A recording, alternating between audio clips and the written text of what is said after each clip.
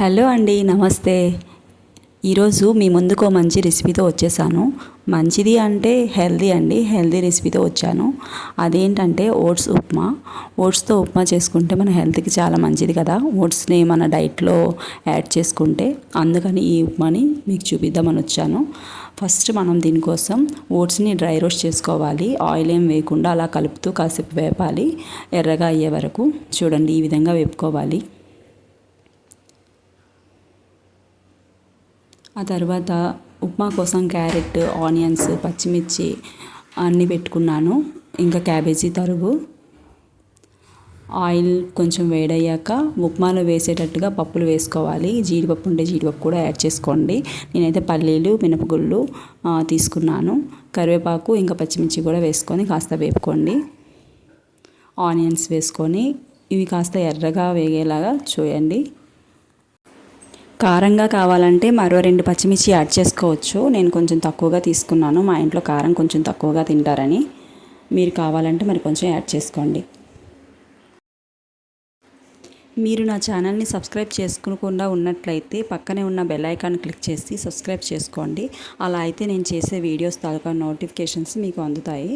దయచేసి సబ్స్క్రైబ్ చేసుకోండి. ఆనియన్స్ బాగా వేగాక క్యారెట్ తరుగు కూడా యాడ్ చేసుకోండి. ఇవి కూడా కాస్త వేపుకోవాలి.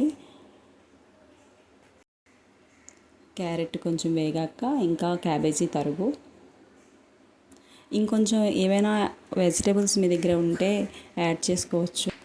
గ్రీన్ పీస్ వేసుకుంటే బాగుంటుందండి ఉప్మా. నా దగ్గర ప్రెజెంట్ లేవు, అందుకే నేను యాడ్ చేసుకోలేదు. మీ దగ్గర ఉంటే గ్రీన్ పీస్ కూడా యాడ్ చేసుకోండి, చాలా బాగుంటుంది. ఇప్పుడు కొంచెం రవ్వ తీసుకోండి. రవ్వ కూడా కొంచెం వేపుకోవాలి. ఇక్కడ రవ్వ మీ ఇష్టం అండి, కొంచెం తక్కువగా తీసుకుంటేనే బాగుంటుంది. నేను కొంచెం ఎక్కువగా వేసుకున్నాను. రవ్వ అయితే కొంచెం తగ్గించుకోండి నేను వేసేదానికంటే. ఇప్పుడు ముందుగా పక్కనే పెట్టుకున్నాం కదా రోస్ట్ చేసి, అవి కూడా వేసుకోండి. ఓట్స్ వేసుకొని కాస్త కలపండి. ఇప్పుడు వాటర్ యాడ్ చేసుకోండి. దీనికి కొల ఏం లేదండి, కొంచెం వాటర్ వేసుకుంటే సరిపోతుంది. ఓట్స్ కొంచెం మునిగేలాగా వేసుకొని ఈ వాటర్ అంతా కొంచెం తగ్గే వరకు అలా కలుపుతూ స్టవ్ ఆన్లో ఉంచండి. సాల్ట్ కూడా యాడ్ చేసుకోండి, కొంచెం ఎక్కువగా వేసుకోండి మీకు సరిపడ్డంత. నేను అన్నీ తక్కువగా వేసుకున్నాను.